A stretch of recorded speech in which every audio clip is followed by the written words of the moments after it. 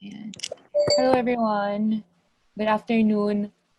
Before we start, we will be screening a short film of a full-length documentary we presented last July. So please enjoy.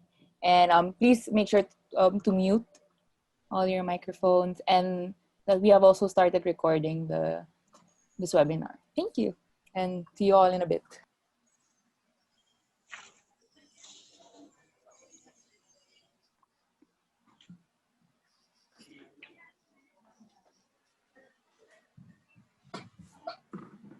Wadoni apunya umuyoy na bendisyonan we peacemakers naman ay nayunod niya.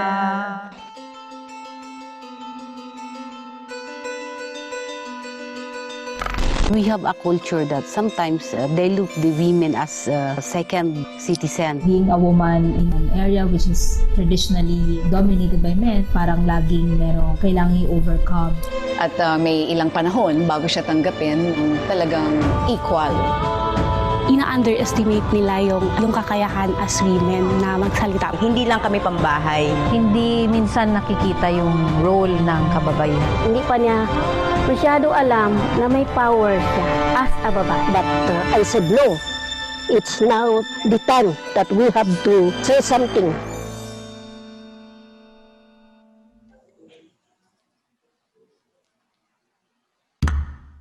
Women resolve conflicts within their families and in the communities. They are mediators without knowing it. Traditionally kasi ang mga nagre-resolba ng mga away sa community at sa pamilya, usually yung tatay o kaya pupunta sila sa barangay kapitan o sa mayor, yung mga merong posisyon. So hindi minsan nakikita yung role ng kababaihan.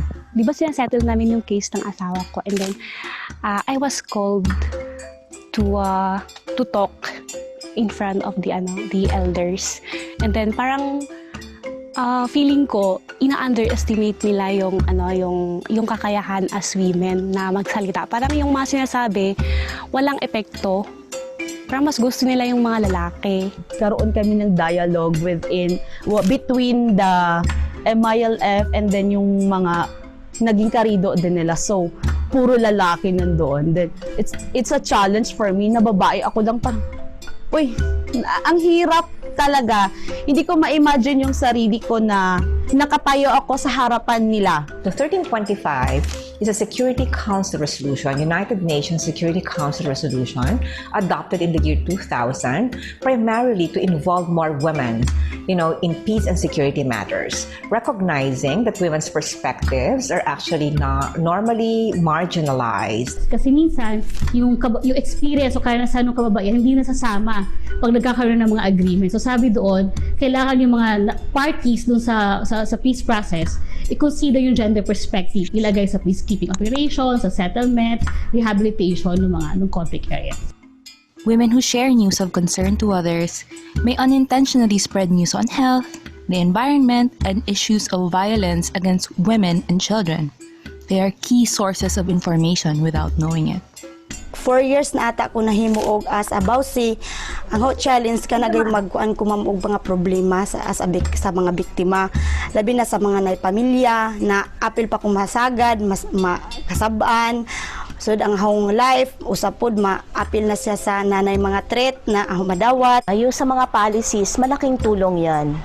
Dapat malaman, especially ng mga kababaihan, na ito yung karapatan nila during armed conflict, ano ang pwedeng gawin, ano yung mechanism na nandyan na pwedeng ma-maximize to protect ng kanilang mga karapatan.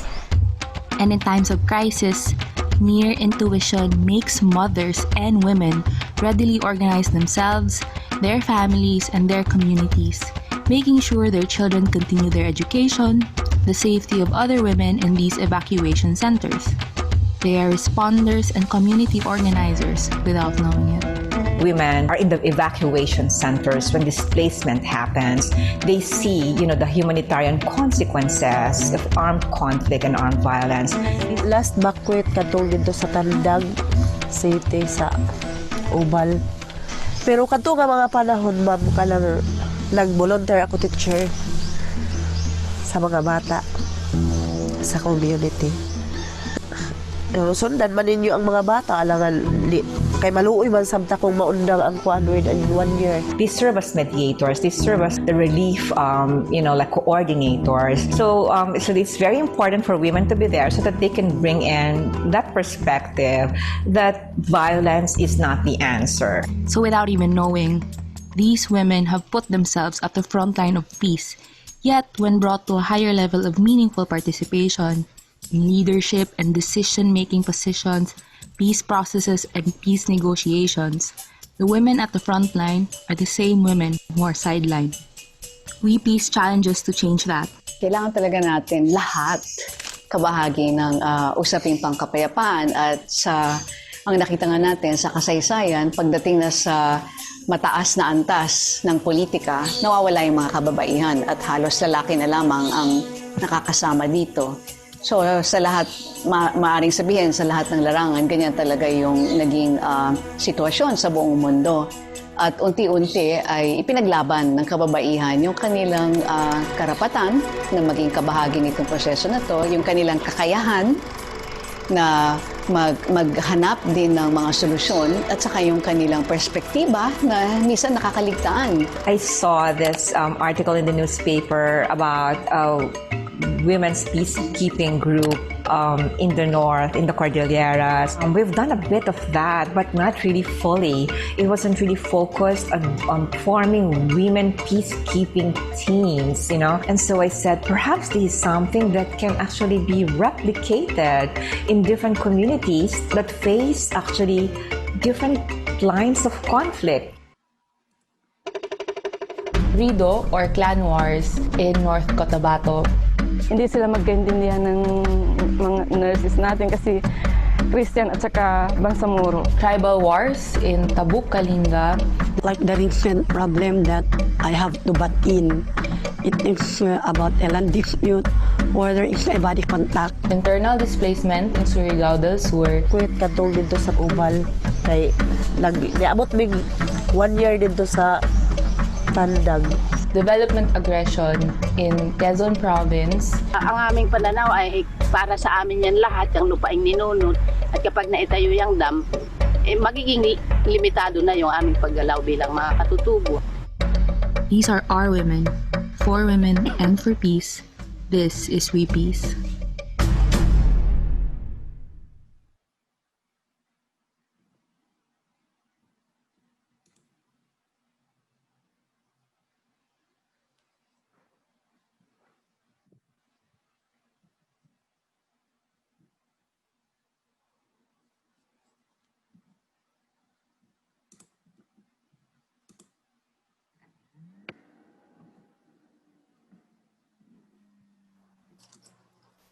All right. Thank you very much for that documentary. So, greetings of peace to everyone. Welcome to the webinar titled Why Women? Peacekeeping, Peacemaking, and Peace Building in celebration of the 20th anniversary of the adoption of the United Nations Security Council Resolution 1325, organized by Pax Christi Asia Pacific, the Center for Peace Education Miriam College, Pax Christi Pilipinas, Women Inspiring Women, and Women Peacekeepers Pilipinas. My name is Soda Garcia from the Center for Peace Education in Pax Christi Pilipinas, and I will be one of your hosts today. We would like to share with you some reminders to ensure the smooth flow of our program. Number 1, please mute your microphones as you enter Zoom. Second, please, turning on of video cameras is optional. Third, Zoom offers reaction icons that you can use. To use the reaction icons, tap on the reactions or the more icon at the bottom of your screen for a hand clap or a thumbs up. Fourthly, for questions, insights, and comments, please use the chat box. You will have a question and answer portion at the end of our program. And last but not the least, our event is being recorded via Zoom for the purpose of documentation. The recording feature for others is disabled. No recording by other means is permitted. If you do not want to be included in the recording, please inform our co-host via private chat. You may opt out of the video and audio participation at any time. Thank you very much. And to deliver the opening remarks, may I call on Erin Green of Pax Christi International. Erin? Hi, Soda. Thank you so much for that wonderful introduction in the documentary. I think it sets the stage perfectly for why you have chosen this topic and why it is so critical for the Pax Christi International movement. This is the second in a series of webinars as we tour It's Asia 15 hours. Pacific. And we are so grateful for the leadership of you and your colleagues in the Philippines on issues of gender, peace, and security. So thank you very much for that. And I ask that everyone who is able stay tuned until the very end. And we have a special announcement from our friends in Australia about the next webinar in this series. All right, thank you very much, Erin. And to introduce us about today's talk, may I also call on my fellow host for today, Bianca Pabotoy. Hello, everyone. Good afternoon, everyone. I am Bianca Pabotoy. I am the Women Peace Security Project Officer of the Center for Peace Education Miriam College. So, just to give everyone an overview of what we're going to expect today, well, in October 2000, the UN Security Council endorsed the groundbreaking resolution 1325 on women peace security. 1325 reaffirmed the importance of equal participation and full involvement of women in all efforts for maintaining and promoting peace and security. It has also called on countries to address the impacts that conflict had on women and girls around the globe and to systematically include women in peace-building efforts, including peace talks, peacekeeping, and post-conflict reconstruction efforts. In the context of the Philippines, women are highly affected during armed conflict. They are perennial targets of violent behavior such as kidnapping and sexual abuse. In several consultations made by some peace and women's organizations in 2009 on women peace security, women participants reported economic dislocation, intense sense of insecurity, sexual harassment or assault, and dispersal of women's organizations as consequences of armed conflict. But situations of armed conflict in the Philippines have also prompted women to perform various peacemaking roles. Women consulted in various forums have reported doing some form of work to bring peace in their spheres of influence. Over the last 2 decades, UNSCR 1325 has been complemented by additional 9 resolutions that call for not only the full participation and inclusion of women at all decision-making levels, but also the protection and promotion of women's rights throughout conflict prevention. Together, these resolutions provide guidance to national and international actors on their roles in relation to WPS. So this year, we commemorate the 20 years of lessons, challenges, and gains since the adoption of the Women Peace Security Agenda. And for us here in the Philippines, 10 years since the launch of the first National Action Plan on Women Peace Security. So today, we are joined by a powerhouse of women peace builders in the Philippines. And together, we reflect and ask, how has 1325 helped women? And why women in peace? So, but before we hear from them, we'd like to hear from our participants this afternoon. So we have a question for all of you. What issues do you think the Philippines confront in relation to women, peace, and security? And Ate Soda, Sophia will teach us how we're going to share those answers. So, Sophia? All right, so we'll be using another platform, but you just have to open a new tab on your cell phones or on your laptops. So just go to www.menti.com and once you're there, just input the code 280186 and 3. I will also type the link here. Yes, and again, we remind everyone who's joining the Zoom, the webinar, to please mute yourselves once you're in the room. Thank you. Yes, maybe the next slide, Ate, it's there. Okay. Okay. So we'll see you all at menti.com.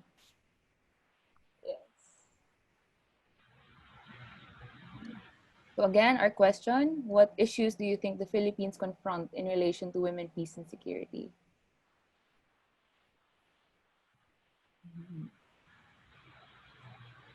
Waiting.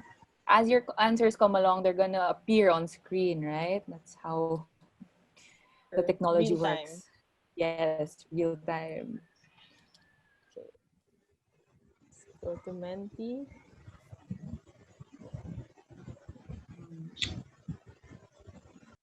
So again, the code is 2801863. Yeah. First, we have Alright, so sexual we got and a couple of answers now. Yeah, sexual and reproductive issues, especially in regards to bodily autonomy, i.e. abortion, birth control, etc. Okay. Okay, we also have climate change, indigenous rights, colonialism, domestic violence, food security, harassment, discrimination, violence. This one's interesting. The presidency. Which presidency? Lol. Just kidding. Okay. Ongoing conflict with militarized solutions. Yes. Sexual violence. If you're having troubles accessing a Mentimeter, you can also type in your answers on the chat box. Yes. So there's EJK, sexual harassment. EJK meaning extrajudicial killings for those who are not from the Philippines. Harassment of women in government.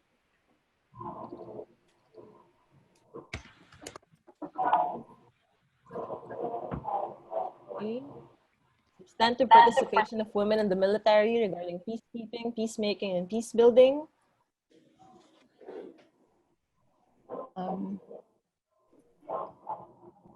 There's still a gap in being able to sustain the capacity building programs and opportunities for women. Okay.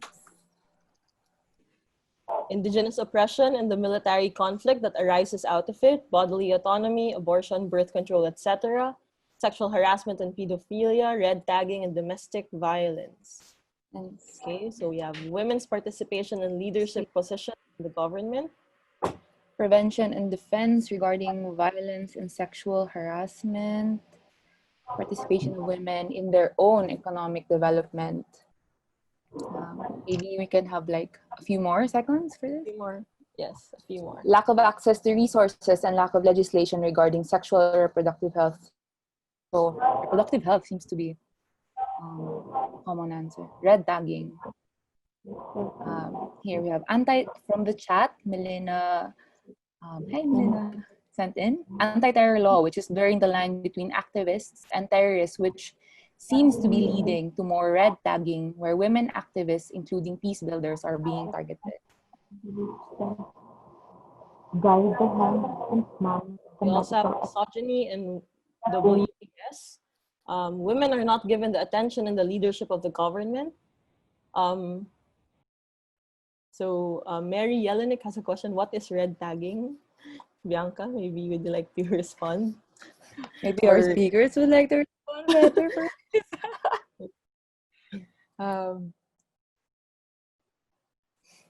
Basically, red tagging is affiliating a person to the Communist Party of the Philippines or the New People's Army or the National Democratic Front. So, yes. All right, so maybe I'll read the last one. Ongoing stereotypes against women and lack of correct. Can you scroll down, please? Here. And to actually share kung ano yung mga I think Amsok has a question. What's the progress in the implementation of NAP in the Philippines? How does anti-terror law affect WPS? So maybe we could park that question for later. our Q&A in a bit, but that is well noted, Ms. Sok, and saved for sure. Thank you for that. All right, so I think that's about it. Thank you very much for those who participated. So that's just a quick icebreaker. And yes, we'll have a lot more time for question and answers after the speakers spoken. All right. So let me present my screen again. And at this point, we will now begin with the main part of the program. We have our esteemed women peace builders for today, and each one of them will be asked a question, and they are given a maximum of 2 minutes to answer the question. So we prepared specific questions addressed to them, actually. And without further ado, Yeah, Our without first further ado, guest I pass today. on the floor to Ate Soda and get started. Yes. Our first guest today is an associate, the Center for Peace Education Miriam College, Women Inspiring Women, and Women Peacekeepers Pilipinas, or WePeace. She is a member of the board of the Global Network of Women Peace Builders in the International Advisory Council of the International Action Network on Small Arms, in the facilitation team of Pax Christi Asia Pacific, and in the education subcommittee of the Catholic Nonviolence Initiative. She actively supports advocacies of the International Campaign to Abolish Nuclear Weapons, or ICAN. She is also in the technical working group of the Catholic Education Association of the Philippines, developing standards of excellence for Catholic higher education, and is in CEAP's National Higher Education Commission.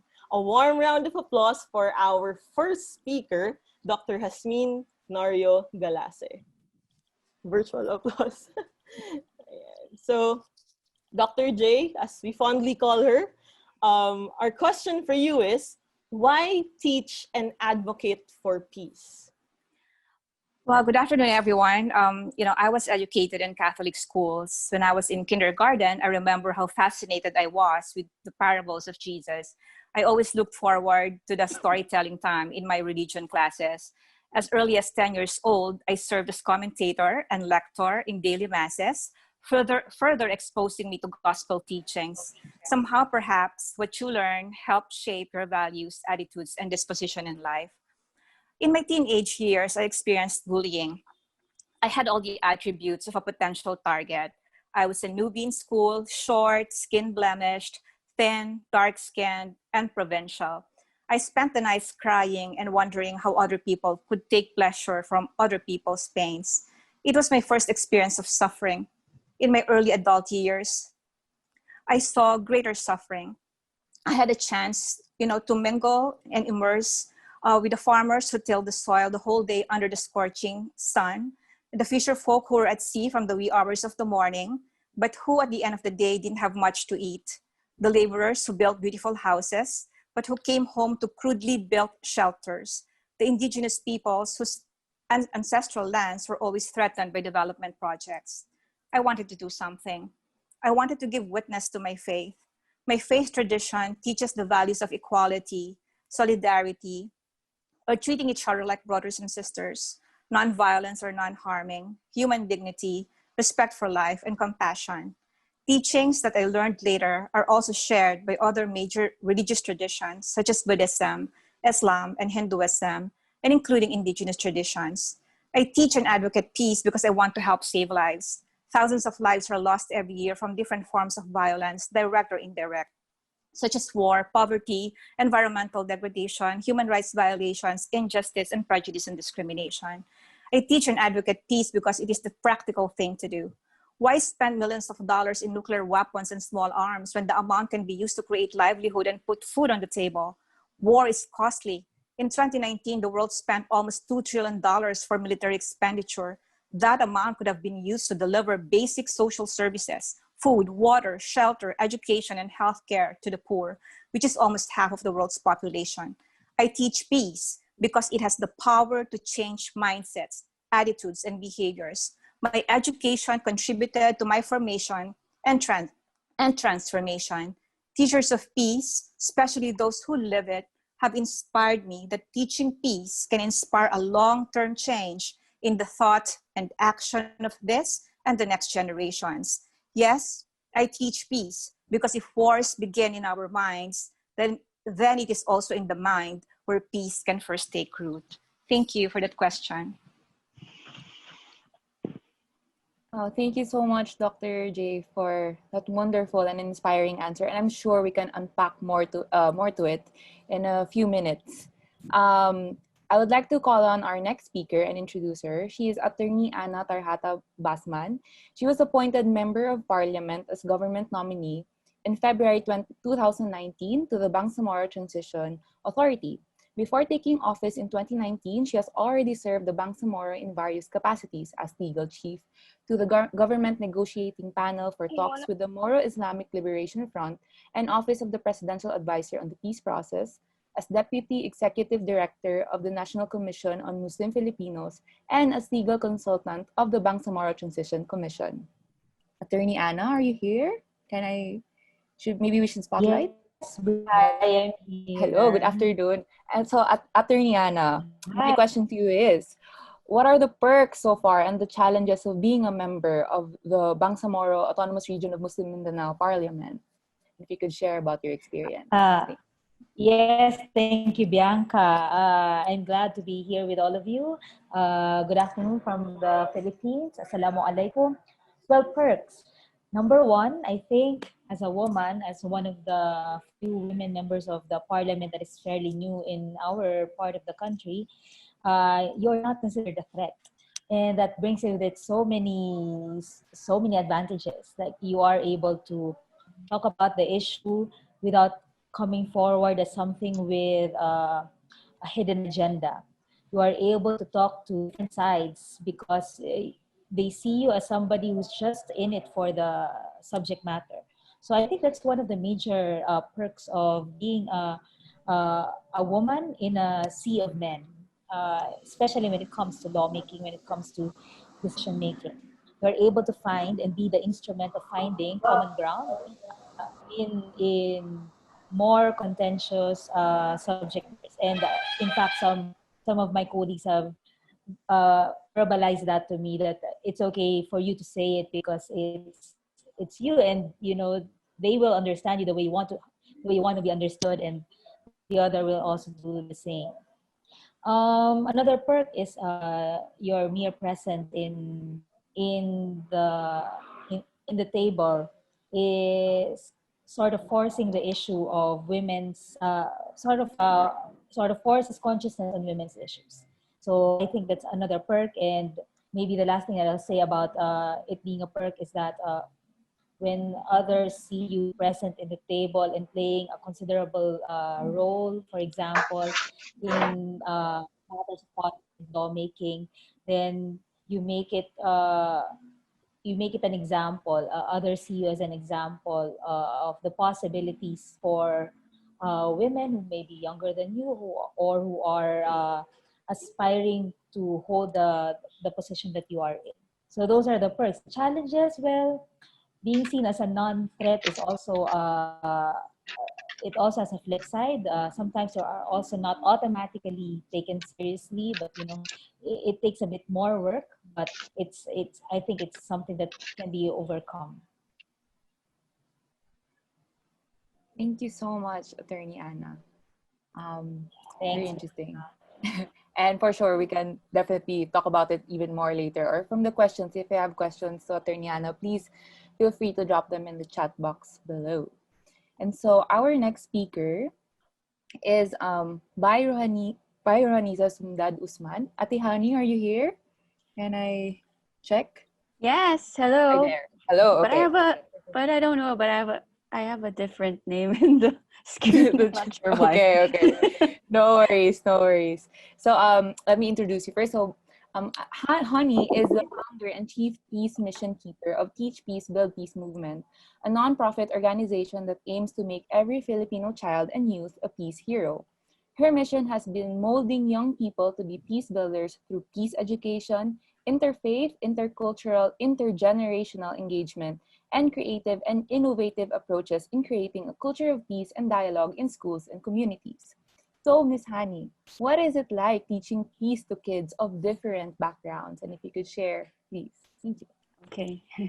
Hi, a peaceful afternoon, everyone. Assalamu alaikum wa rahmatullahi wa barakatuh. May peace and mercy be upon you all.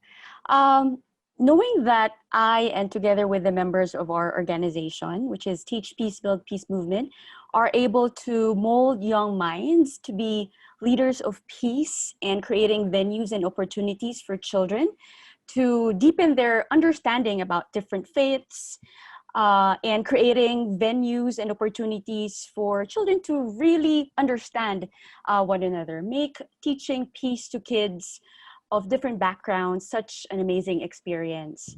Words from our kids like, I will start peace with myself, Muslims are good, they're not terrorists, Christians are kind, they are nice to us, I will be kinder, I will avoid fighting because it will cause more conflict.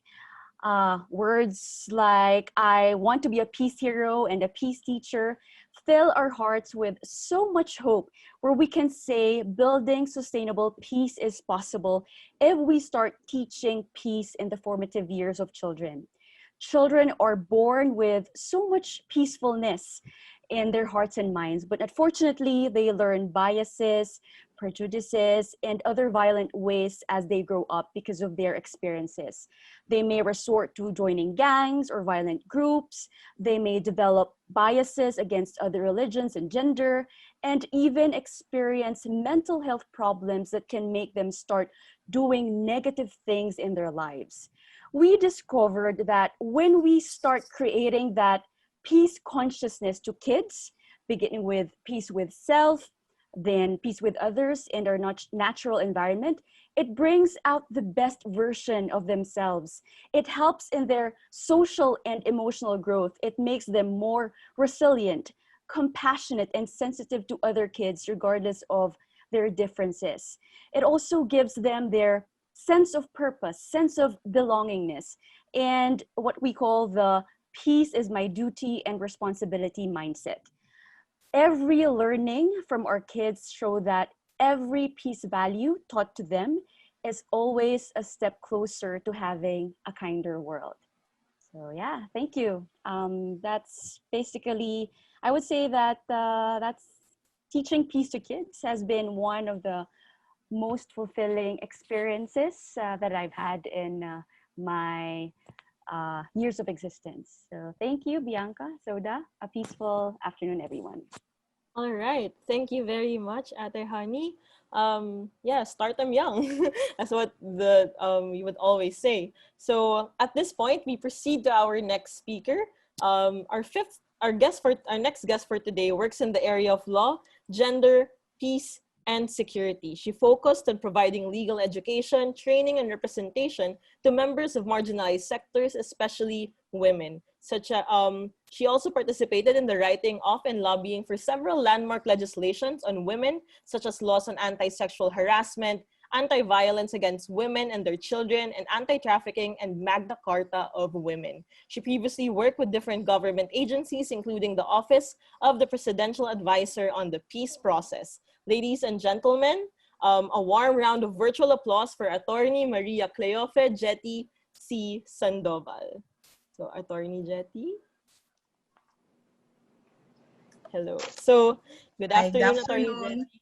Okay, so our $1 million question for you is, what challenges have you encountered in advocacy work, and how did you overcome these challenges?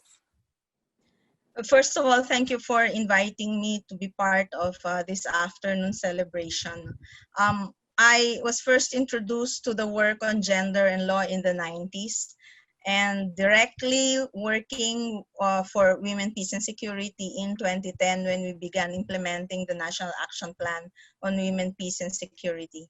Wherever I find myself as an advocate, one of the challenges is really to move the agenda from generalizations into realizable acts that will really have positive changes on the lives of women, especially in conflict areas. This is what CEDAW, as amplified in Beijing and as contained in all the resolutions on women, peace, and security, talks to us about, which is really to work not only for equality in law, but equality in fact. So this means not only working on having substantial basis in terms of policies, in terms of programs and actions, but to combine work of influencing and helping educate duty bearers of different levels, both national and local governments, ensuring support of CSOs in areas that are vulnerable, reaching out to women in communities, and being vigilant that gains will grow and be sustained, so that in the end we will find women in decision-making positions with their rights protected and their needs addressed effectively. Advocates need to determine also the level of engagement that is possible at any given time and wherever one finds herself to be. So as an advocate and working in government, for example, in the past, the engagement was as someone that tried to influence the bureaucracy to embrace women, peace, and security agenda within the context of the peace process. As an advocate and part of civil society, the work moved to monitoring, working with women in conflict communities, supporting their work, and participating in policy reforms. Today, the agenda of ensuring women's participation in decision-making and protection against gender-based violence is layered with issues on public health, threat or curtailment of basic rights, among others. So the work of advocates is never linear, never black and white, or cut and paste. We continue to work to find responsive and sustained solutions within the realities of women's lives. Maraming salamat. Gandang hapon. All right, thank you very much, Attorney Jetty. The importance of empowering women is should really be advocated, especially in political decision-making processes. So thank you po. For our next speaker, well, our next speaker is, she is a peace practitioner and peace educator in Mindanao, a training fellow of Women Peacekeepers Filipinas, or WPS, former member of the Balay Mindanao Foundation Incorporated, and she completed her master's degree in Applied Conflict Transformation Studies in Cambodia, a recipient of the Kiro Peace Award of Miriam College. Ladies and gentlemen, another warm round of virtual applause for Ms. Belle Garcia Hernandez. Ms. Belle, are you here? Ms. Belle? Ms. Belle? Wait, she might be experiencing some technical difficulties. She's here. Press to unmute. Miss Belle, please unmute your Hi. mic. Oh, there. All right. Good afternoon, Miss Belle. All right. So our question for you is, what is it like working with grassroots communities? What are the joys and gains? Thank you, Suda, for the wonderful question. You know, grassroots and mind are close to my heart. No, almost half of my life years are dedicated to peace building for the communities, no, for the marginalized, constantly affected, and the discriminated, the most vulnerable. So, what's like working with the grassroots? Reflecting experience working with and among local groups to describe this kind of journey into heartwarming, very inspiring because it's fulfilling. In grassroots work, that people strive. Also, I've been with among foot soldiers and lang nakakita ng babae who thinks different, behave different, but we are human as we are. It's fulfilling because I get to know them, I get to understand their condition, and I also get to learn with them while facilitating dialogues and doing this training. And you know what? The most fulfilling is when they get to own their problems, and then they realize for themselves the solution to their problems. There is this local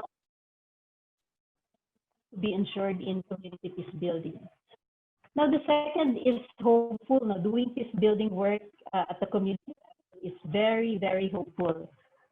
In the psychosocial interventions I do when I was still with Balay Mindanao, we first train these young women, IDPs or displaced youth from Marawi, and then together we provide psychosocial support. We organize games, arts workshops, listening processes, and women are a great part in this healing conversations, these hopeful conversations with their families and communities.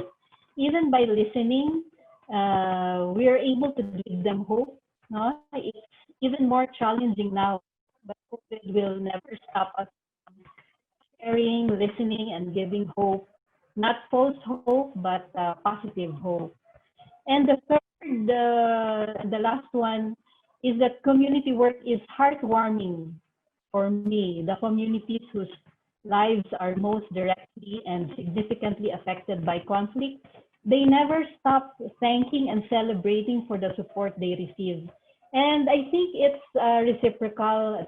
The same with me. I'm also grateful to experience them, to journey with them, see their actual faces, their smiles and attitude towards. They reminded me to be simple and humble, even with hardship. Most of all, with women in the community, there is this compassion. I also feel the compassion, recognizing their local pressing issues, my own, with a desire to support or taking action to help. I can say community initiatives can be a powerful tool for filling the gaps in the whole peace building process. Now, this kind of process, this kind of work is a process in itself, get results quickly, very amazing. But because it's work in progress, we could also wait long, for sustainable outcome. Thus, grassroots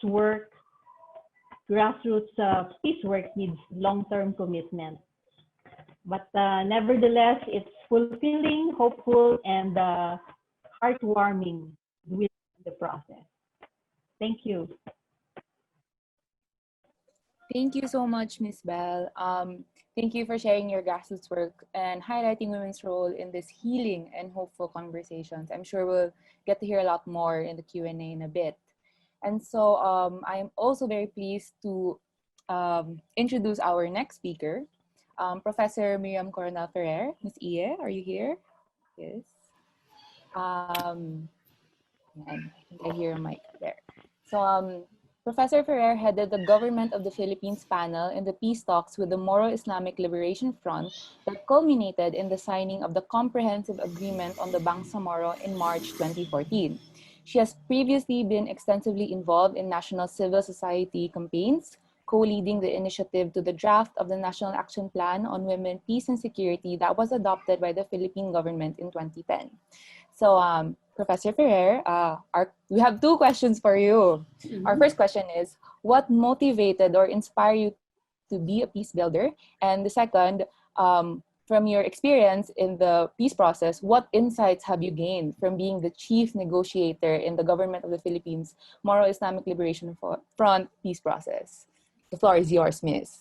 Thank you, Bianca, and good afternoon to everyone, to my sisters who in the Women Inspiring Women Network, We Peace, and so on. And from all previous engagements, I'm very happy to join you today. I think most of us really got into this work because we were bothered by the kind of violence, political violence, domestic violence that have gripped our country and the world as well. And we wanted to find a way out of this vicious cycle. And for me, that was in the aftermath of the overthrow of the Marcos dictatorship in 1986. A time when the country was rocked by civil wars. We had the communist insurgency. Then we also had the conflict still in the Moro areas, and it was very, very important that the new change that came in has to also result in an end to all of this violence. And that for me was the real motivation to really seek out ways and means, non-violent ways and means to be able to resolve the conflicts with justice, with the equity, and with due regard to the welfare and interest of all the stakeholders. And in the negotiations, certainly this is one of the lessons I learned. One is, of course, never easy to come up with compromises that will be good and satisfactory to everyone while still not foregoing your general objective of being fair and ensuring also that the welfare of others are not unduly compromised. But that takes a lot of hard work and a lot of understanding of the other side. Meaning that if you really want to understand others, we really need to know where they're coming from, and being able to have that kind of empathy empathy for them, but at the same time, of course, not losing track of the bigger picture, so that somehow you will find those middle ground where interests converge. Maybe not all interests will be satisfied, but interests will find that kind of blossoming and be able to change and transform the whole situation, so that new dynamics will come in, and the principles of nonviolence, the principles of rule of law will be put in place, and equal opportunities made available to all. So that's it. Bianca, Soda, over to you.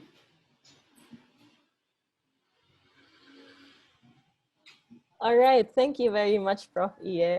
Wow, I'm speechless with what everyone shared in today's program, but we actually have another special guest tuning in from New York, and I would like to call on the Chief Executive Officer of the Global Network of Women Peace Builders, and one of my mentors as well, Ms. Mavic Cabrera Balieza. Ms. Mavic, are you here?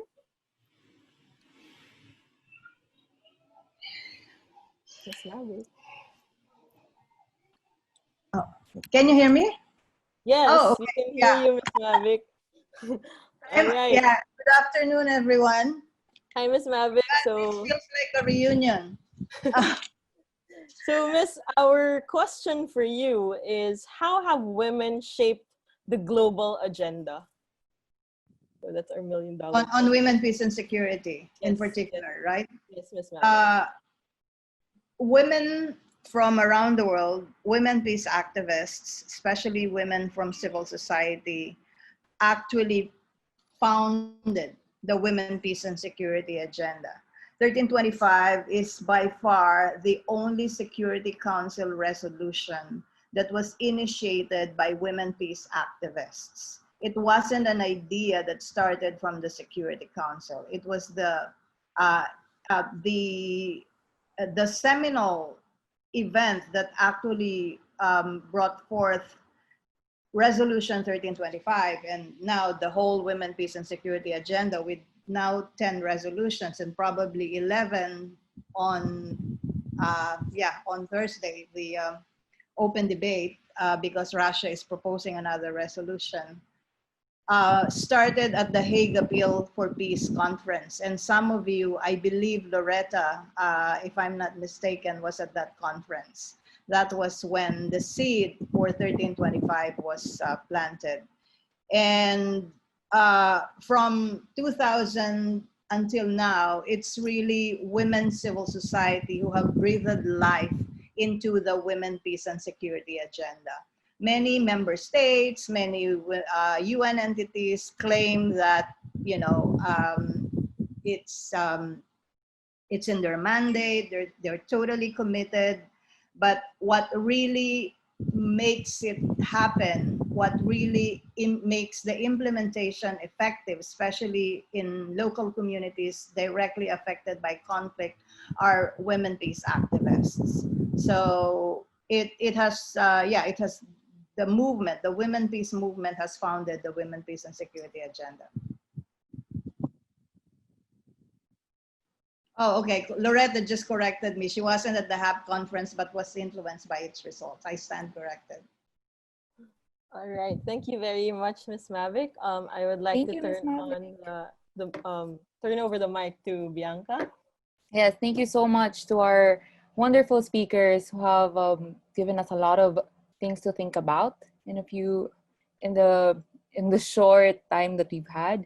But I would also actually like to ask my co-host one question. So Sophia, because she has done a lot of work on youth engagement. So I just like to ask very quickly, how is it, what is it like working with young people, and why is it important for young people to engage in peace? All right, so thank you, Bianca.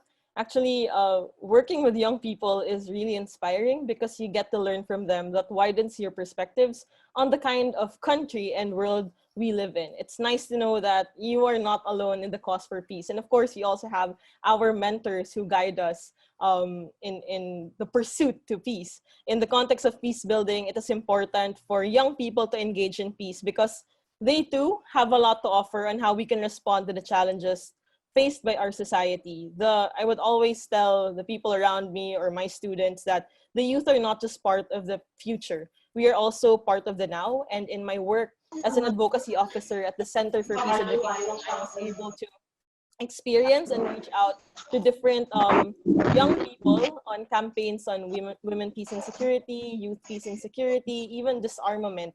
And as a teacher, what in relation to what the motto of CPE, it's actually to reach peace, we have to teach peace. And I highly agree with Dr. Galase a while ago that, you know, education really plays an important role in building or in shaping young peace builders. And as a member of the Young Women Leaders for Peace, a program of the Global Network of Women Peace Builders, working with young people has motivated me more to contribute towards sustainable peace, and, you know, learning from different perspectives, meeting young people from different backgrounds, from different walks of life. It really keeps you going. And what we're actually doing is for also the future generations of the world. So yeah, thank you, Bianca. That's my answer. And now, of course, not just me, I'd also like to ask my fellow host, since you are also a young peace builder and a staunch advocate for disarmament, what is it like being a young disarmament campaigner, and why is it important to engage in disarmament? Okay. Well, today's world is home to the largest generation in history. 1.8 billion young people, 90% of whom reside in developing countries. But the continued proliferation and illicit trade of arms, emergence and use of indiscriminate weapons such as artificially controlled weapons and nuclear weapons is a global trend we need to seriously consider and think how it affects us, young people, and our future. Young people need to understand that the development of weapons towards becoming more and more inhumane sets a stage of unknown horrors for peace and conflict that our generation and the generation next to ours will have to suffer through. After all, it only takes one weapon to destroy the peace of an entire community, one weapon to kill lives, cause trauma, forever change the life of one person, and start a culture of violence. As a young person in this field, I am very thankful to have joined this work at a time where young people's perspectives and contributions are taken seriously and are welcome at the table. Aside from being the Women Peace Security Project Officer at the Center for Peace Education Miriam College, I'm also a gender and disarmament focal point in the office. And through this position, I've had the responsibility of creating and implementing disarmament campaigns, talking to people in government and diplomats who are decision makers in how arms and the weapons are developed, manufactured, managed, tracked, destroyed, or traded within the country, in the region, and internationally. We at CPE have led local campaigns on gender-based gun violence with tricycle drivers in Quezon City, for example, all the way to being, the Asia-Pacific campaigner for the Control Arms Coalition, where I actually had the opportunity to deliver the Gender and Disarmament Statement at First Committee during the 2019 UN General Assembly. And I would like to emphasize, none of this would have been possible without the champions before me who have made sure that young people like me are taken seriously and are being listened to at all levels. Sure, youth participation could do such a better job, but what's important is that we're already here. And I want to say thank you to the women in this webinar, to organizations like Pax Christi and so many more that have seriously invested in young people's capacities and made sure that the young people in whatever positions they are in aren't just there as tokens, but are there to meaningfully participate and contribute to the many issues we face today. So why is it important for young people to engage in disarmament? Well, in a world plagued with armed conflict, we have to have a say in the world we inherit. So that's my piece. Thank you so much. But it's universal. Thank you, Bianca. Okay. So that actually concludes our first round of questions. We have a few more minutes, and we have this thing in the Philippines. We have fast talk, meaning we will ask we'll have one round of questions for all our speakers, and they'll be given a minute to answer these two questions. And so our two questions are, why peace and why women? So we'll start with maybe Miss Mavic, since she was the last one who answered. So we'll go reverse. So Miss Mavic and then Miss Iya. So Miss Mavic, why peace and why women?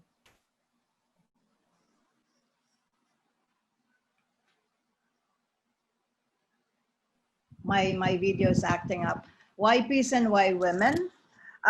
Because gender inequality is a driver of conflict. And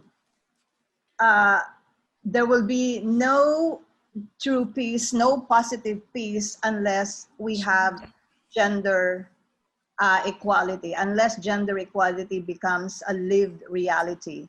And research after research have also shown that peace negotiations won't be successful, peace agreements won't be effectively implemented if women are not meaningfully participating in those processes. The problem right now is that most of the peace negotiations, particularly when they become formal and official, women are not at the peace negotiation table because they are not seen as experts, even though it is the women who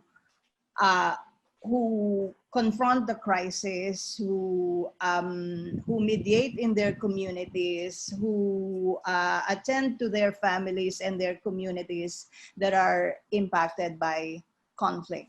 I was in a meeting with the Secretary General last week in a new campaign called Call to Action for Women's Meaningful Participation in Peace Operations. And he said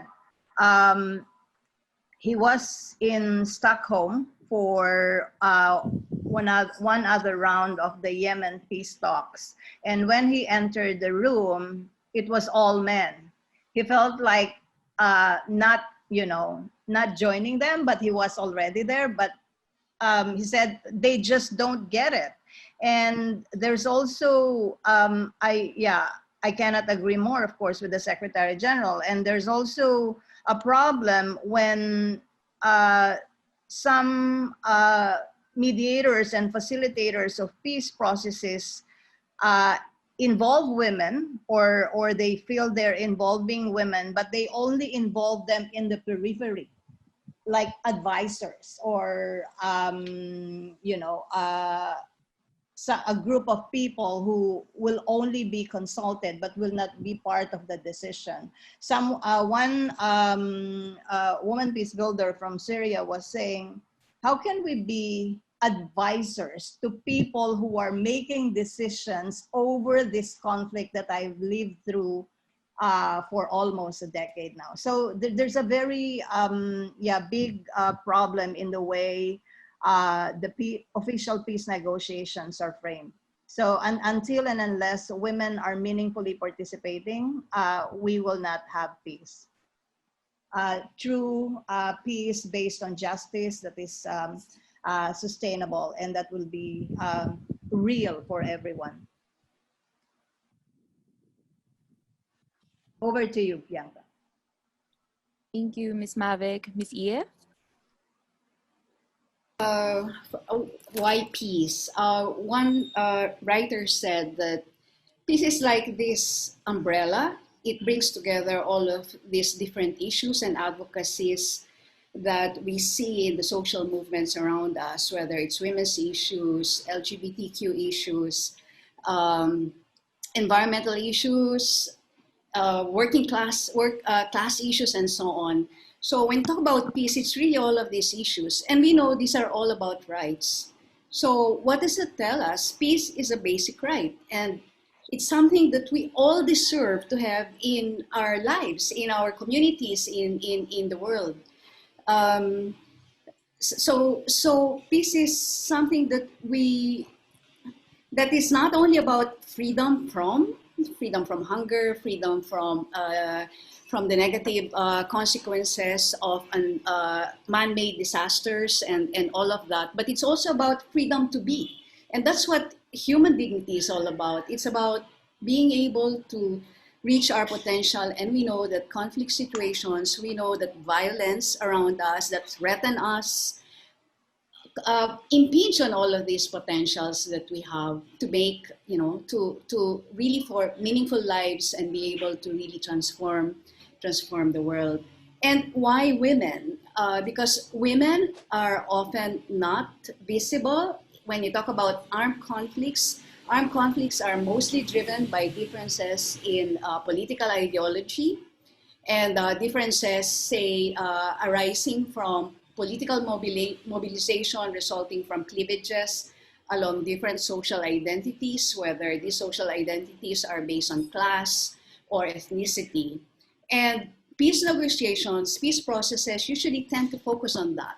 And unless you make visible the gender dimension of these conflicts, then you sort of, you talk about inclusion, you talk about inclusion of different ethnicities, different classes, different political ideologies, but then you sort of forget, what about inclusion of women? And women are in all of this. So unless you're able to address that, then you can't really have a process that is inclusive and that is transformative for everyone, certainly not for a big chunk of the population.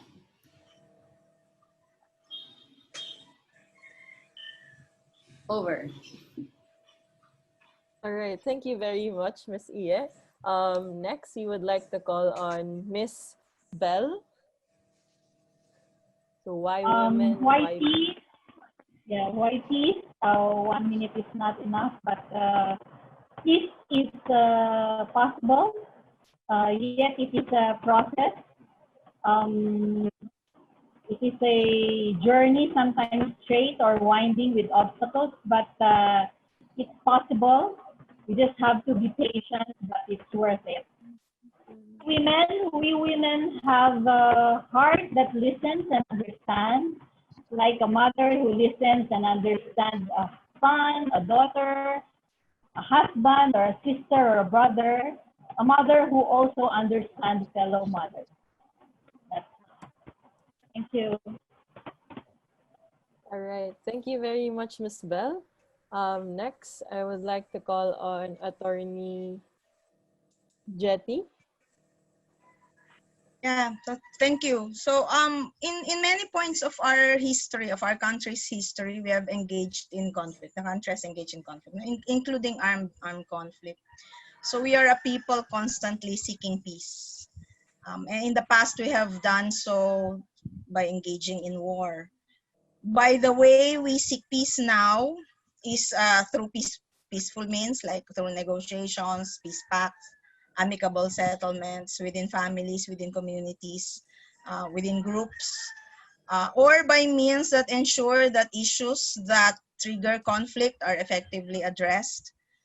Peace like self-determination, cultural right, environment rights, this peace is a protected, respected, and one that must be fulfilled. It's part of our collective human rights. So this path to finding peace, why women, is not a monopoly of a few. It is a universal agenda. And because we are all affected by the lack of peace and the quest for peace, then necessarily women are part of the story, not just as recipients, but as agents of peace.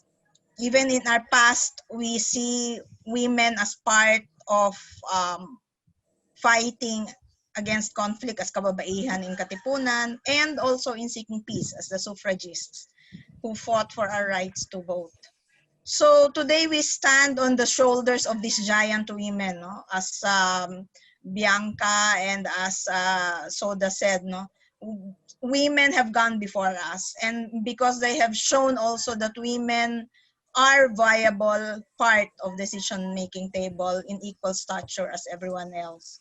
That women can stand side by side with other peacemakers, and those in this panel have proven that. So I think women have a very important role to play, and women are a very vital part of the whole discussion on peace. Maraming salamat. All right, thank you very much, Attorney Jetty. Next, I would like to call on Miss Hani. Okay. So first, why peace? Why peace? Because without it, there will be too much chaos in our world. I've always defined peace as an essential part of life. That is why I continue teaching peace as how it can be part of our lifestyle. I've always said that if we want to have a peaceful nation, then we have to invest in nurturing a culture of peace in the heart of every child, in the heart of every person. Peace is very much needed for us to nurture the goodness and loving kindness of everyone. And of course, beginning with our children. Now, why women? Why women?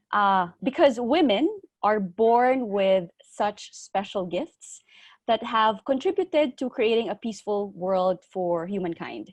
A gift of caring, a gift of nurturing, a gift of strength and healing, a gift of building bridges and moral imagination that give a unique perspective or unique perspectives to understanding and responding to conflicts.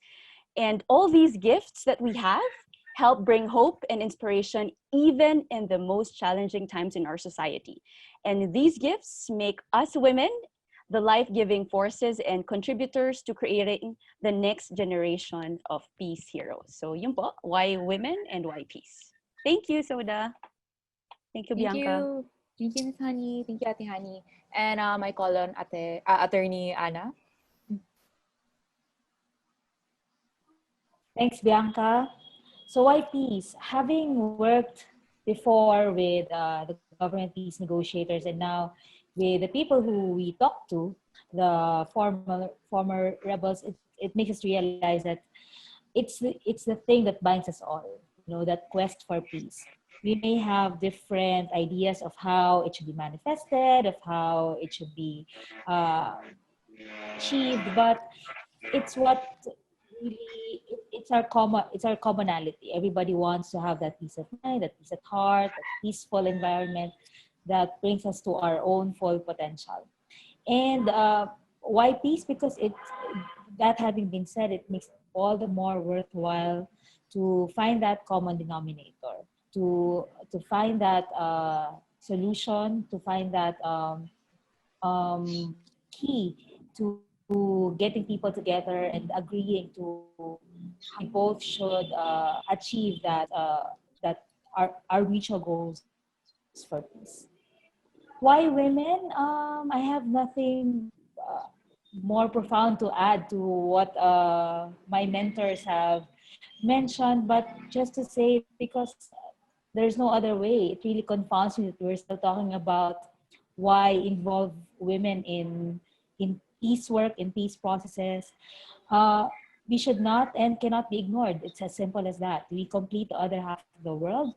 Our silence translates to ignorance of mighty, considerable part of the issue. So that's it for me. That's why women should be there.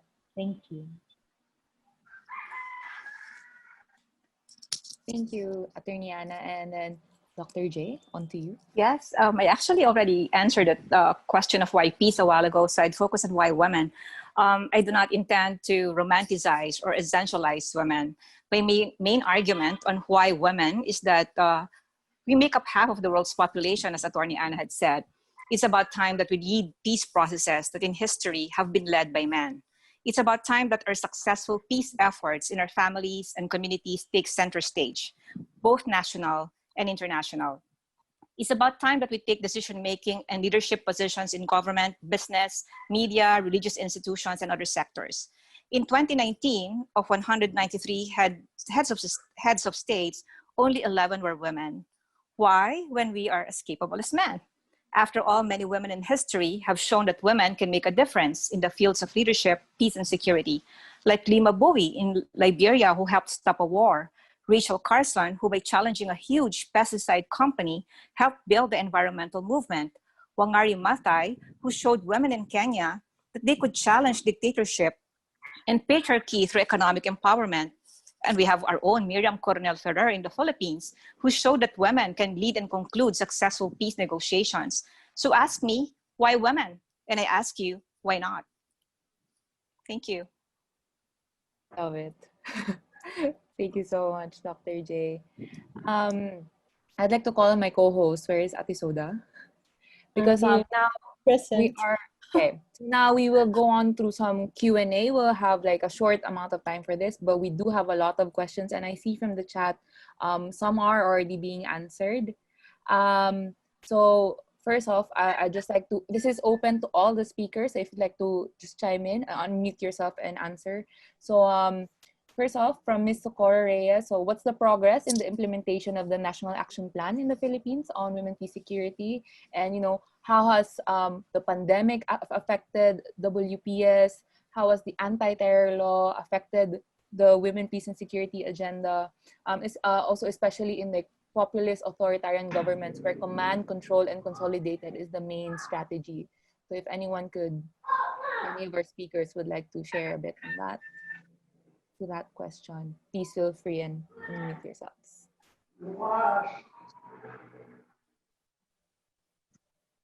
Again, so current updates on the NAP.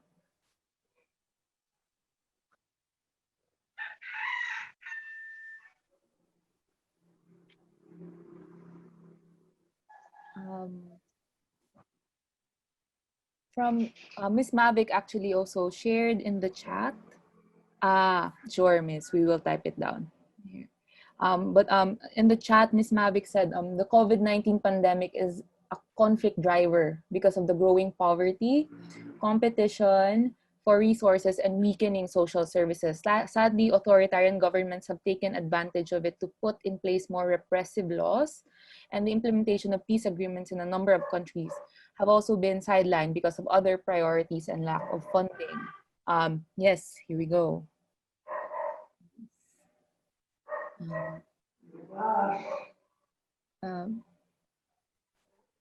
Miss Mavic has raised her hand.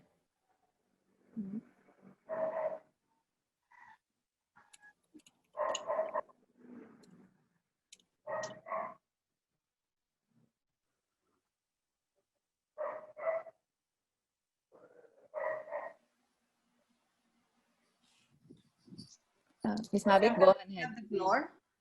Yes, Mavic. Yes. Oh, thank you. I also wanted to add to that. The COVID-19 pandemic has become a conflict driver. There's also a flip side to it. There's a silver lining. The COVID-19 pandemic has become a teachable moment of how connected we all are, of how this multidimensional problem requires a multidimensional solution that is intersectional, integrated, and forward-looking. It allows us to shift from the concept of national security to human security. And as we've seen, the global health crisis is very much, a concern in everywhere, but especially in communities affected by conflict. I had a short conversation with Helen Rojas from the Bangsamoro Women's Commission, and early part of the pandemic, and I've asked her how it has affected, and she said, well, many of our plans in the BARM have been sidelined, but and we're now, we're focused on relief operations, supporting women in the BARM. But one thing clear is that it made it allowed us to bring the BARM closer to the people, even in those communities where the BARM was not ratified. There is more appreciation of it. Ito pala yung BARM. Oh, these are the people behind the BARM. So it's probably good after all. It's not only for those barangay or municipalities that have ratified it. And so peace is very much related to humanitarian action, development, and human rights. So that's the silver lining of the pandemic. Over. Thank you. Thank you so much, Ms. Mavic. I think Malika from the Global Network of Women Peace Builders has raised her hand. So Malika, the floor is yours. Thank you. And thank you to all our speakers, some of whom I've had the pleasure to learn from in the past, for your powerful interventions today about women, peace, and security in the Philippines.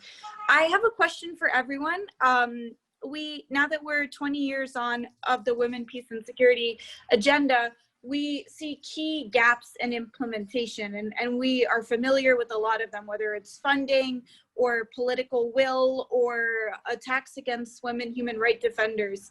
What are some of your key asks or recommendations to civil society and the UN to better close these gaps and accelerate the implementation of the Women, Peace, and Security agenda? And then maybe adding on to that, how do you think women and youth organizations can work together in more effective ways so that we are advocating for inclusivity in one strong uniform approach? Thanks.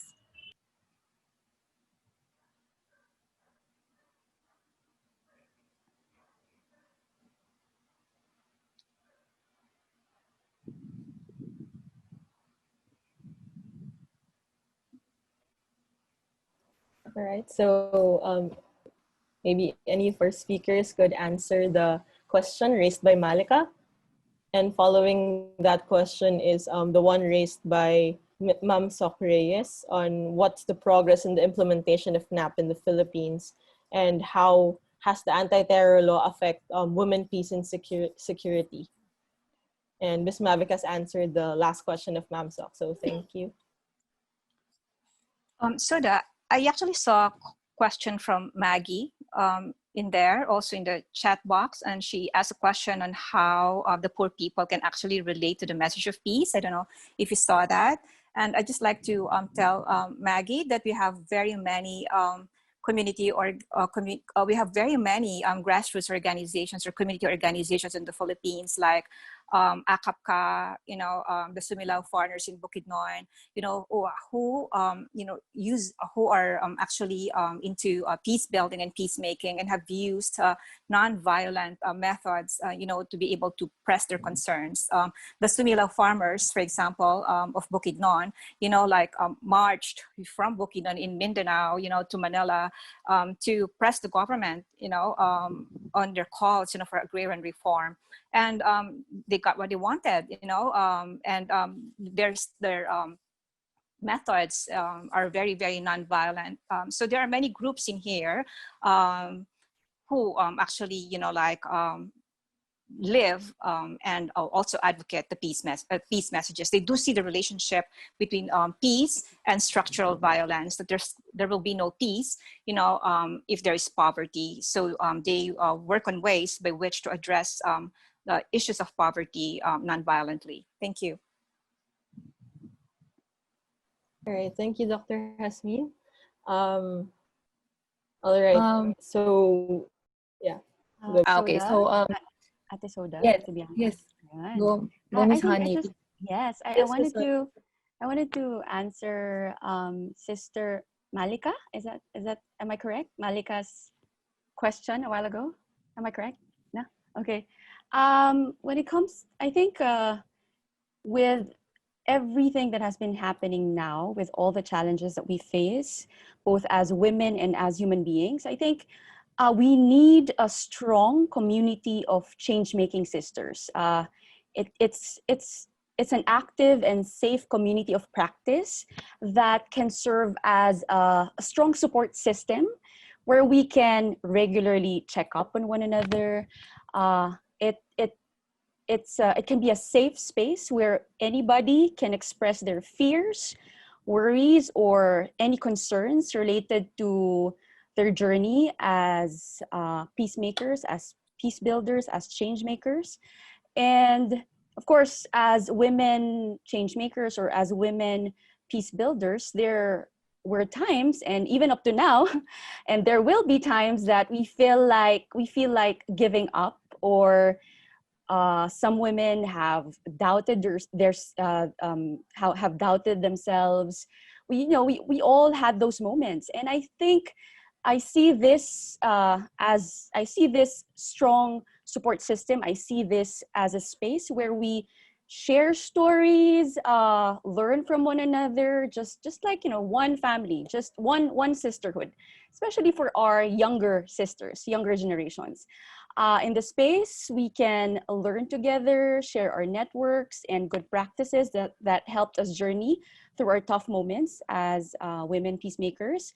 And lastly, this community and this strong support system can and will ensure that we do not feel like we're alone. And yeah, from there we can draw confidence and strength from one another. So yeah, we can help one another be resilient, be strong, amidst the difficulties that we have been facing and that we will be facing in our society, in our own communities. Thank you. Thank you so much, Ate Honey, for sharing that. And also to Miss Sok's question, actually Miss Carol has sent a reply on the National Action Plan in the chat as well. So safe to say, I think we've addressed the question. Our next question, I think, which is, I would like to re-share on the group chat also. This is from Miss Carol Bello. So she's just curious how tolerance or acceptance for cultural or sexual diversity has affected women peace security work among women themselves. I have been ostracized once in my life for looking and acting different, even by women who take on the role of peacemakers at the international level. So maybe our speakers would like to share on this. Any comment, input, or experience you would like to highlight on Miss Carol's question, which I think is very interesting. Please go on ahead and just unmute yourselves if you'd like. Miss Dr. J? As I told you a while ago, I'm not here to romanticize or essentialize women, Carol, so I've also experienced very many things in relation to marginalization myself. So it's a work in progress. We all learn in the process, so we are all learning that peace is the acceptance of diversity, because we're very, very different in this field in terms of ideological perspectives, in terms of appearance, gender, sexual orientation, ethnicity, and just like in any other field, the different one is normally, like ostracized or, but so it's a work in progress, I guess. So just like in any other areas or in any other circles, we continue to learn, and we continue actually to celebrate the learning, so sometimes we learn the hard way when we get to be the victims, but then it's our learning that keeps us more resilient, and we take that forward. So there are people who have written about their experiences, and have given a lot of people, significant insights on how, we can actually better this circle, because whatever we learn from this circle, we take forward to the larger world. So I think we should continue, that pathway of learning and sharing what we have learned. All right. Thank you very much, Dr. J. Our next question is from Sister Maria Corazon de Jesus. So this is addressed to Attorney Anna and Attorney Jetty. So how do you assert your advocacy while working with the government? So feel free to unmute, Attorney Anna, Attorney Jetty. I'm not sure if Attorney Jetty would like to answer first. I actually gave an answer also in the chat, no? So, but just to add to the answer, there's not one way of doing your advocacy in government. It works very well if you are if you know what you want. If you know what you're talking about, it helps a lot, because then you'll be able to navigate your way through it. You're also realistic in the sense that government works within a particular milieu and there are limitations within which one can navigate the advocacy within. No, you need to be realistic to be able only to determine what is achievable and what is not within a particular point in time. No, but I think what is equally important is also to as much as possible, make sure that you plant seeds within government, that people understand what your advocacy is, so that even if you are no longer part of government, then more or less there will be some people in the bureaucracy that can continue on the work that has been begun. So thank you. On my part, I think there's no better way to push your advocacies than be in government, especially in the role that we play in being a member of parliament. It's a perfect position to be an advocate. I agree with Attorney Jetty that you have to know your stuff, of course, and you have to have done your homework. Be ready with all of the issues, valid or invalid, that they will most likely throw at you when your advocacy is something that's not as popular in the sphere that you're working within, but it's fairly it's I think it's the best position to be in, to be an advocate. um, your advocacy, once you know how to get your message across, once you know how to get the nod of people who are not entirely opposed to it but are just simply unaware, is likely going to result in positive change for your community. And that's what I experienced personally in the work that I've done in the past few months. All right. Thank you very much, Attorney Anna. So, wow, we have lots of questions, and that's a good thing. It's a happy problem. But unfortunately, due to time constraints and in the spirit of being on time, we have one question left.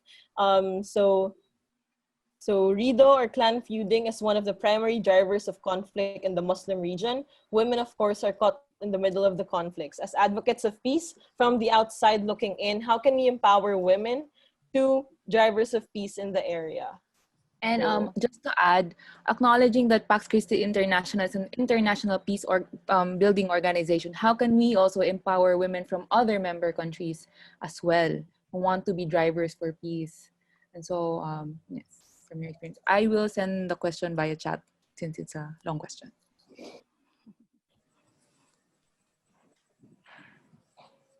Maybe I can start, since there was a direct reference to the region that I serve in the government for. I think we should start with the realization that women are already playing a significant role in maintaining peace within their communities. It might not be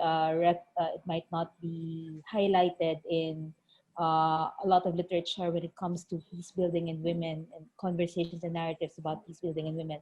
But if it's anything that I've learned, if there's anything that I've learned in the weeks and months that I, together with Bianca, Sophia, Dr. Galase, Miss Bell, and uh,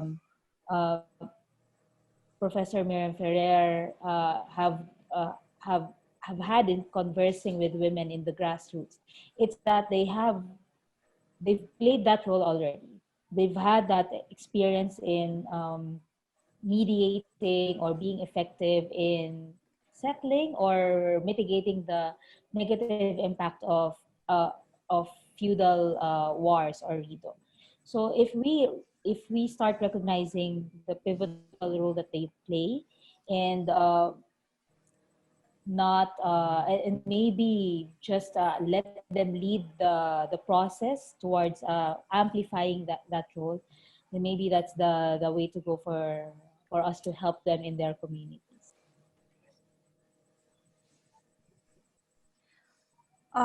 Soda, Bianca? Yes, Dr. J. Floor is yours. Yeah, I'd like to address the question of Melina here about, how can we address, the impact of the anti-terror law and peace building and EO 70. Even if there was like EO 70, even if there's the anti-terror law, we continue to do our peace building efforts. So Women Peacekeepers Pilipinas, no? So we peace continue to go to the different areas where there are different forms of conflict, and continue to, to share capacities with women on mediation, on conflict resolution, on gender sensitivity, because we believe that there are a lot that they can do in peacekeeping and peacemaking, like horizontally. So what we do is also to coordinate with LGUs. So we we tell them actually what we are doing. It's really, to help to help build more peace in the area. I mean, because there are many different forms of conflict that they encounter. So, and so the women actually report, for example, human rights violations, or shooting, incidents. So actually collaborating with LGUs was helpful for us. So our women peacekeepers, would share the reports with the LGUs. So that's how we continued on, despite the current, laws that we have. But in addressing the impact, I don't know if my other co-panelists like Iya or Jetty or Anna or Belle can address this question. How can we address the impact?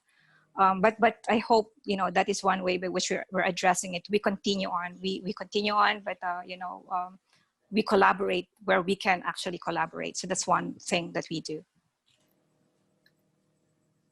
Yeah, maybe I'd like to add also a little bit, and I have to say that unfortunately our colleagues, our sisters from the Cordillera are not able to join us today. Therese Grail in Kalinga and Joyce Nuane, who was the social welfare director, I think, in Ifugao and now with the national office, because their own experience, the way they've tried to address tribal wars, so we see that tribal wars don't happen, or what you call RIDO is not a phenomenon, that it has several manifestations in different parts of the country. And in the north, it's manifested in tribal wars. In fact, it was the biggest contributor to the number of people violently killed for the longest time in parts of the Cordillera. But what we've seen over time is precisely the kinds of action that women have done on the ground, and how it has built up their reputation and legitimacy as equal to men in being able to address conflict. So much so, for instance, that Grail is now a member of the tribal, this Bodong Congress that they've organized. It's a peace congress it's a peace pact congress that traditionally have been male dominated, but for the first time they have now opened the doors to inclusion of women, precisely because they could no longer ignore the kind of contributions that the women have been doing in being able to address tribal conflicts, but also the bigger armed conflict that are also in the region. So we see that there are transformations happening, and what's very important, and linking that to the question of Melina. Malika, sorry. There has to be a lot more effort to build support, systematic, strategic support for work that's happening at the subnational or local level, and being able to look this back to the national. So how can you further enhance the impact of 1325? I think a lot has to be done. A lot of support, financial support, has to be given to work at the subnational level, and being able to network this to the national and global level will really multiply the efforts. That's the ranks of peace builders, because that's where the conflict is. It's on the ground, and that's where the women are. They are on the ground, and if they're not looked into that kind of network, then you sort of become static up there at the higher levels, where the women where some of the women have managed to reach or to be able to penetrate. So for me, it's very important for every intervention to have that kind of a very strong subnational component, and the money should be put there. Okay. Can I also add, Bianca? Ate Yes, Bianca, Ate please. Soda? Yeah. Sure, Ms. I think what I wanted to add is on the protection of children and young people from violent ideologies. So what we, as mentioned by my peace mommy here, Dr. Galase, we continue whatever we are doing now. For us, for our organization, we continue teaching about peace, and for the rest of who among you are peace educators as well, we continue teaching about peace. We continue building a culture of peace through peace education, teaching our children, our young people, that despite the kind of situation that they're in, despite the factors that push them to join violent groups, violence is not the only way to responding to the different forms of conflict and violence that they have. And, they're teaching them that there are a lot of peaceful solutions, making them believe that, peace is possible, and that they can make a difference when it comes to building a culture of peace in their communities. And in my experience, when we have that kind of when we have peace education in these kinds of communities, it creates a big difference.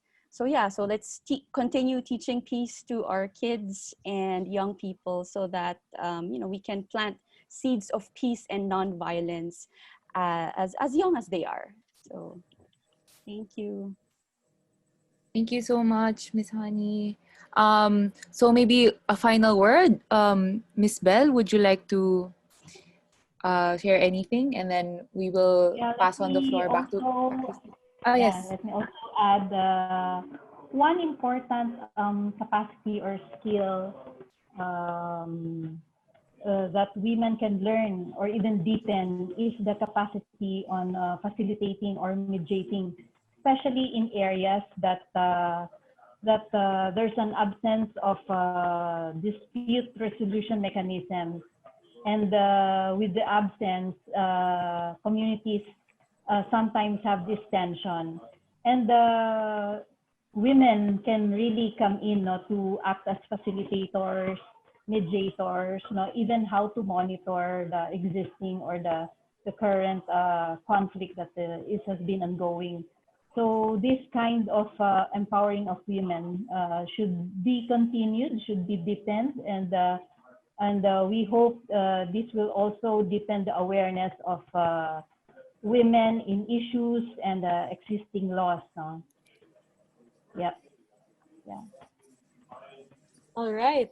Thank you very much, Ms. Bell, and to our speakers for today. Unfortunately, you would have to wrap our program now. We would like to request you for your insights and further comments. Feel free to use the chat box while we haven't ended this Zoom call. And before we end, I would like to call on Cesar De Mello. He has an announcement for everyone here at our event. So, Cesar.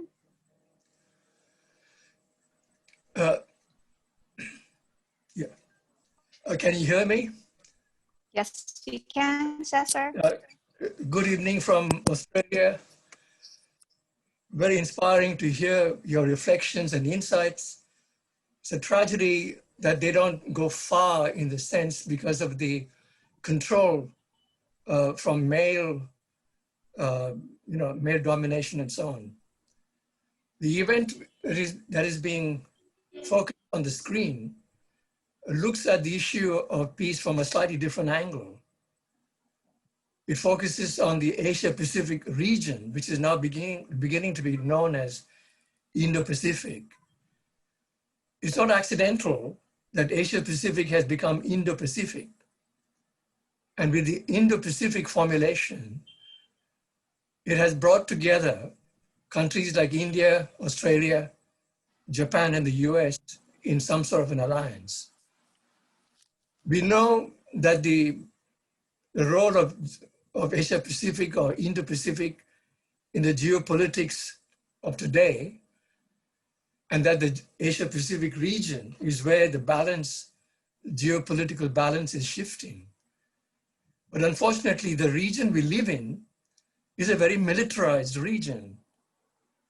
And at the heart of it, in a way, is a conflict between the US and China. And around these two countries, other countries come together. So the area is completely divided on these two sides of that conflict. Now, this event we have on the 15th of November is looking at issues of what is the way forward? as Honey and Jasmine and Getty and others have said, is violence the way forward? And these are questions that Australia has to ask of itself. The Pax Christi Nonviolence Initiative in 4 words can be summarized thus: resolve conflict without violence. Now that is a message that is not very appealing to the male leadership of governments and military and militaries and so on. We have to challenge that. Do we need to go in the same direction as we have done before, using violence, as it were, to resolve conflict and not really resolving conflict? As Pope Francis says, a response of violence leads to more violence. So what is solved?